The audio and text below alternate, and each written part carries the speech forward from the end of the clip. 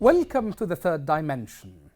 A Saudi delegation's arrival in Sana'a last month shocked Yemenis and drew the attention of the international media worldwide.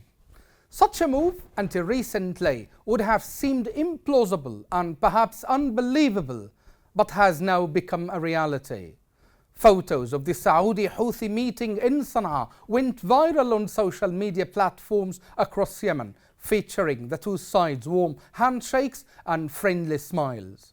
For millions of Yemenis, it was an unusual scene. While the Saudi Houthi direct dialogue is a welcome start to end the 9-year conflict, a central concern is that such a dialogue seeks to shape an outcome over the heads of local actors and the United Nations. To discuss this topic, join me from Washington, D.C., فرناندو كارفجال. Fernando is a former United Nations expert in Yemen. He has studied and researched Yemen intensively. Welcome to the third dimension, Fernando. Thank you, Ustad. Thank you for having me. Okay, if I may start with this, Fernando, what was labeled as backside channel talks recently has turned to be direct and face-to-face negotiations, and even in Sana'a. How do you describe such a Saudi move? Yes, as you mentioned, is definitely a step forward in optics, right? We know that Houthi representatives and Saudi officials like Prince Khalid bin Salman have been meeting in Muscat for years, on and off. We know that as well that the topic of these meetings has been in discussion over the last 18 months almost, since Saudi and Iran were in talks in Baghdad under the auspices of the Iraqi government. So definitely this meeting that took place at the beginning of April was a surprise in the positive mood, a positive step forward. Unfortunately, as we saw and as we were commenting earlier, that optimism has died off simply because the talks within hours seemed to derail based on comments that were being made about the expectations for the talks between Saudi Arabia's ambassador to Yemen, Mohammed al-Jabr, and the head of the Supreme Political Council in Sana'a, Mahdi Mashhad, and the members of the council itself in Sana'a. Okay, now if we talk about what made Saudi Arabia accelerate and do this step, Fernando, if the purpose is seeking an exit, okay, this exit seems to be at the expense of all anti-Houthi forces, especially the PLC, Presidential Leadership Council. And this very Presidential Leadership Council has been described today by a fresh report by International Crisis Group, terming this council as being the troubled Presidential Leadership Council. So in this regard, Fernando, don't you think that Saudi step in a way undermined the PLC? So the PLC has been engulfed in a controversy since its establishment last year, right, in April, after the dialogue in Riyadh. There is a lot of speculation that we're reading so far. If we look at what was said due to that came out from the Pentagon leaks last month, for example, there were reports that the U.S. believed that Saudis were actually delaying, while everyone outside, all observers, experts of the region, were saying that the Saudis were in a hurry to get these talks going with the Houthis. They would believe in capitals in the West, in the US and in Western Europe, that the Saudis were actually dragging the discussions along with the Houthis. So what we saw in the months, let's say since January, we know that the PLC, that officials from the Yemeni government expressed their concern in the lack of transparency, that the PLC, the legitimate government, the internationally recognized government, was not included in these talks between Houthi officials and Saudi diplomats. That worried the PLC itself. President Rashad al-Alimi had been relatively silent even when he was in Munich, right? He was relatively quiet about this topic, but other officials, even the foreign minister, Dr. Ahmed bin Mubarak, expressed concern and lack of transparency. But we know that even since the beginning of the conflict, former President Hadi expresses concerns about possible back-channel direct talks between Houthis and Saudis that would lead to a peace agreement between the Saudis and the Houthis that would undermine the legitimacy of the internationally recognized government and therefore undermine the interest and the goals of the government, which was ultimately under Resolution 2216 to have the Houthis withdraw from Sana'a, drop their weapons, and allow the internationally recognized government to return to the capital of Yemen and restart the transition that begun under Jamal bin Omar during the national dialogue. So a lot of the lack of transparency, it's what's led to the speculation that, yes, a potential Saudi-Houthi deal will undermine the legitimacy. But let's remind your listeners that the talks in Sana'a were actually almost derailed when Mohammed al-Jaber made comments via social media, via Twitter, where he expressed his hopes that Saudi Arabia could play a role as a mediator between the Houthis and the Yemeni rivals, right? The factions, meaning the internationally recognized government. And immediately there was a blowback from Mashhad, from Mohammed al-Houthi, from Mohammed Buhaiti, from the Ministry of Defense, from other members of the Supreme Council, condemning al-Jaber's comments and claiming, how could a party to the conflict want to play a role as a mediator? True. So we see a lot of mixed messages, just specifically during the talks in Sana'a, those 5 days. Okay. Now, in the same regard, Fernando, the worry always of the outcome of this bilateral talks is excluding not only the PLC, but all anti-Houthi forces, you see? And perhaps I would say the Yemeni people in the end of the day. So, and if you remember, just the US State Department made a statement 2 days back, Fernando, and again in that statement, they affirmed that any political or any peace process that would be stricken soon in Yemen should be inclusive and should include all the people. So my point is, this worry is shared even by the international community. How do you comment? I've said it plenty of times, Ustad Hassan. I've said it plenty of times.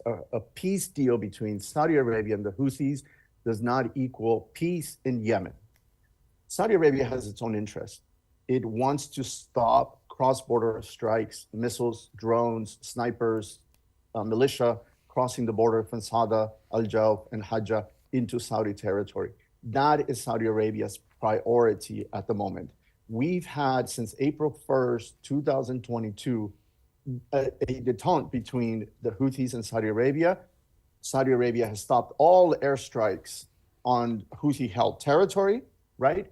And in turn, the Houthis have stopped all drone strikes and missile strikes across Saudi territory, whether it's Abha, Najran, Jaisan, Jeddah, Aramco facilities. So this, and as we've seen since April 1st, 2022, the conflict has still continued inside Yemen along all fronts: Hodeidah, Adaleh, Marib, Beida, Al-Jawf.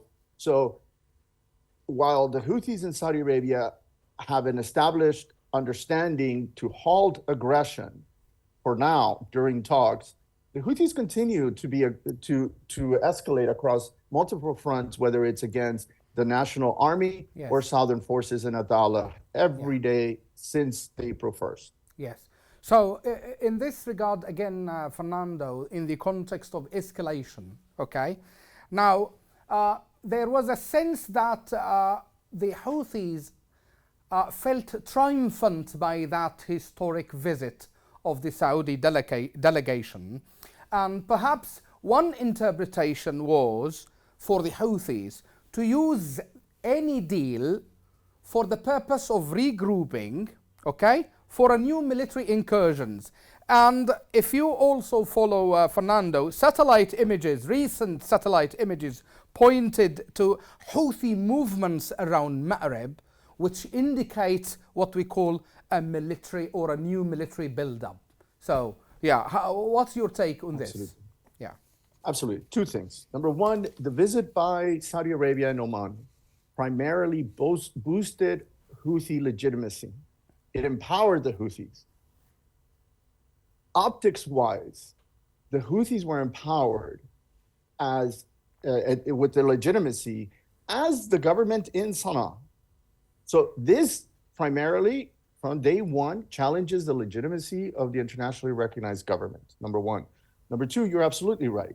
Last year in 2022, what did we see in the summer of 2022? But dozens of Houthi military parades around all their territory, and culminating in a major parade in Sana'a and one in Hodeidah. And analysts, experts in weapons, identified new weapon systems, new drones, new missiles that have been either built by the Houthis inside Yemen or through the smuggling operations, which earlier this year, since January, since late December of 2022 and early January, we've seen a number of cargo seized in the Gulf of Oman, along the Arabian Sea, and in Mahra, with missile components, drone components, weapons, light weapons that are coming into Houthi-held territory.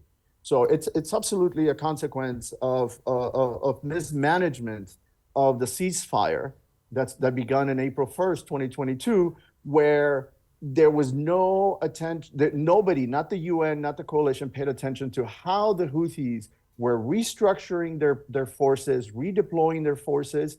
And today we see it again in Adalah and Shabwa, with Houthis utilizing small drones with loitering munitions, targeting southern forces. We saw last year, as soon as the ceasefire the expired on October 2nd, we saw the Houthis from Mohammed Abdel Salam in Muscat to Mohammed Mashhad in Sana'a and other officials in Sana'a, threatening the ports across the south, the oil ports. That was the escalation in the economy, in the war on the economy. And that was done through drones, using new drones that they have. Yes, okay.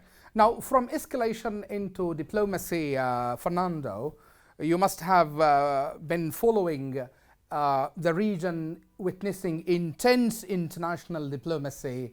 The US Special Envoy is in the Gulf. The UN Special Envoy was in Sana'a and then in Aden, okay? So the question is, do you think such an international diplomacy, does it build on the Saudi Houthi talks in Sana'a, or it has got a different agenda? We have to be realistic. It is doing the same thing over and over and over, expecting different results. Okay? Yeah. I just read the comments by the UN envoy when he left Sana'a, and he made the comment, and it was reported. I'm not sure if it was misquoted or it was an exact quote, but the UN envoy was quoted as saying that he was carrying the Houthi demands, the Houthi plan, to Aden to meet with Dr. Rashad al-Alimi. I see. Let's notice that when he arrived in Sana'a, the UN envoy did not make a statement saying, I am carrying the demands from the political leadership council from the legitimate government to the Houthis. He did not say that. Yes. So again, we are doing the same thing over and over and over, expecting different results since Jamal bin Omar, since 2012, since 2013. We see the UN envoy doing the same thing, expecting different results. It's not going to change. The Houthis are emboldened. The Houthis are demanding. The Houthis have increased their arsenal in missiles, short-range missiles, long-range missiles, and drones. They can escalate at any time, and the legitimate government does not have a response for that escalation. Not in the West Coast, not in the South, not in Marib. And so it is difficult to imagine any progress toward a UN peace process.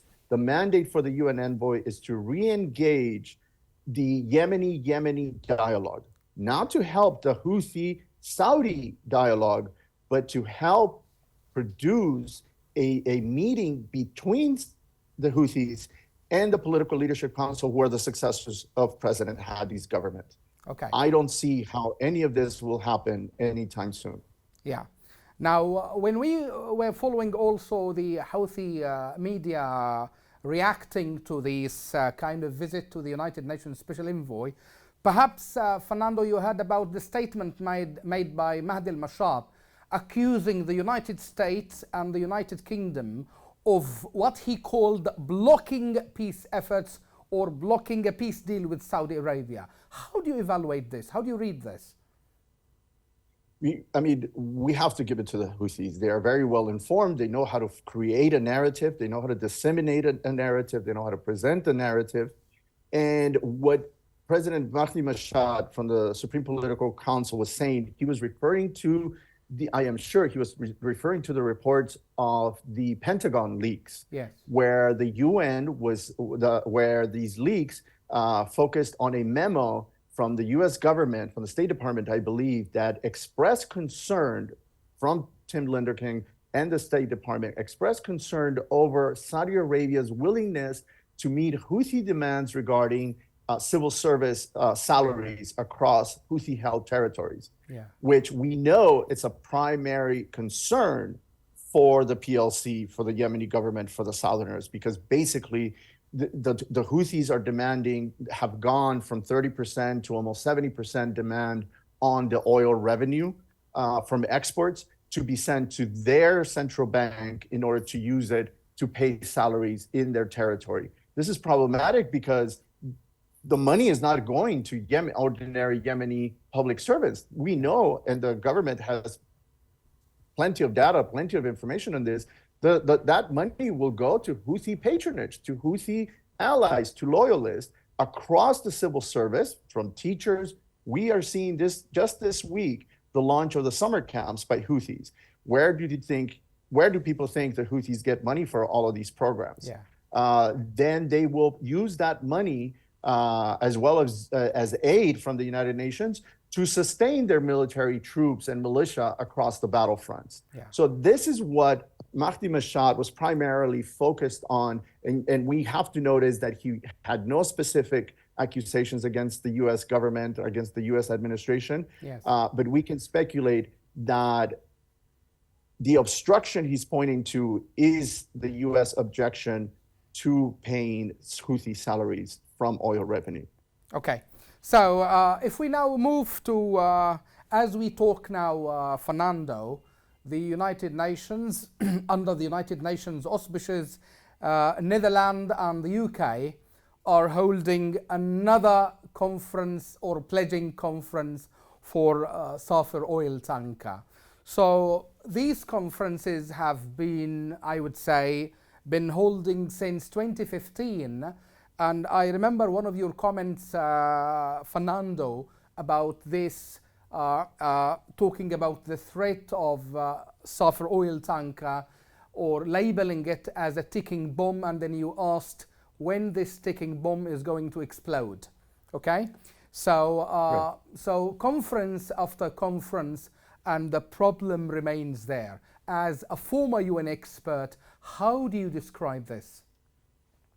I still remember our meeting in Riyadh with UN officials regarding this back in 2017. And again, it's doing the same thing over and over, expecting different results. The UN had been trying to raise 130, 140 million, not billion, $million to address this issue for the last minimum 5-6 years. It is unbelievable how the Quad itself that meets in London, or how the P5 in the Security Council cannot raise $120 million for this particular issue, which all capitals have expressed outrage and raised the alarms for the last 5 years that the software is about to blow. It's about to blow. Every other month we read the headlines that the software is about to blow, and we're already on the 8th year. It is a shame that they cannot raise $120 million. It is a shame also, someone pointed out in media, that they have purchased or leased a vessel that has a very short life remaining. I believe it's 5 years. So in 5 years, we might have the same issue with this particular vessel that they purchased to replace the software. Now, there are other number of problems because, again, the lack of transparency. The latest we find is that this new ship that the UN has purchased will be used to transfer the oil from Safar into that vessel, and then Safar would be removed from its position and salvaged, somewhere else, taken another place. And then that new vessel will remain in place. So we're going to have another vessel sitting in the water on the Red Sea full of oil.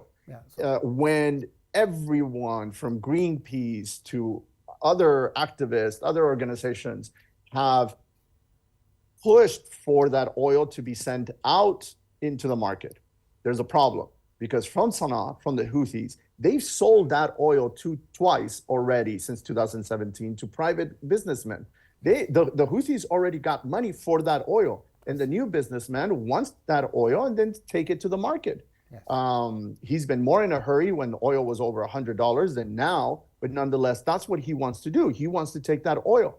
The Houthis also, back a year ago when oil was over $100, they were in a hurry to get that oil off because it was going to be more profits for them. Today, the government of Yemen and Saudi Arabia, up until last year, said, no, that oil, it belongs to the legitimate government. The legitimate government needs to take position and sell it into the market. So the compromise from the UN is to bring a vessel, put the oil in there, leave the oil sitting there, and take the Safa away. So again, kicking the can down the road, not solving a problem, merely replacing a problem with potential new problems. And this is just simply spells out the type of failure after failure that we see in this conflict from not just international organizations and the UN, but from actual governments, from actual European and the US that have been unable to address the root cause of the problem and get rid of the problem, not just kick the can down the road. Okay. Fernando, would you give a final thought on the general political scene in Yemen in which you see peace in the end of the day could happen? I mean, today we're talking as the Southerners held their opening ceremony for their South-South dialogue, right? We need to wait and see what's going to happen there, how the Southerners are going to unite and how they're going to work, because the SDC is part of the legitimate government today, right? And I know a lot of people are pointing the finger at different factions that are quote unquote obstructing progress. But when there is a vacuum, when there's a leadership vacuum, nothing is done in the economy. Nothing has been done with the currency itself. Let's remember that just early this year, there was an influx of funds to the CBY, the central bank, in order to alleviate the issue of the currency exchange. It remains high and it remains creating inflation on the ground across southern provinces, across the liberated areas. How can the government or the coalition expect more support in the fight against Houthis when there is no fix, no one is addressing the problems in the liberated areas? Salaries are not paid to military and security forces. How can you ask these soldiers to return to the front lines and fight the Houthis when they don't even get paid? We see a lot of movement, as you mentioned, by the Houthis, and the government is not receiving the weapons that they need in order to counter the Houthi advance in Marib, potentially Abiyan, back into Bayhan and Shabwa, Adalah, Lahaj, Taiz remains under siege. We go back to the statement from the UN envoy. He returns to Aden with the Houthi demands, but yet he failed to make a statement on the discussions on the lifting of the siege in Taiz. Yes. In this, the people in Taiz, every week, at least every week, we hear reports of people dying on the road between Lahej and Taiz, or roads around Taiz trying to bypass the Houthi checkpoints. This siege needs to end, and the UN needs to be at the forefront and put this as priority number one. Okay.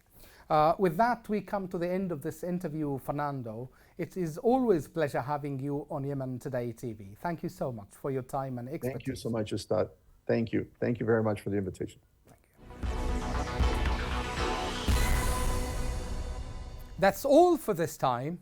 See you next week with a new edition of The Third Dimension.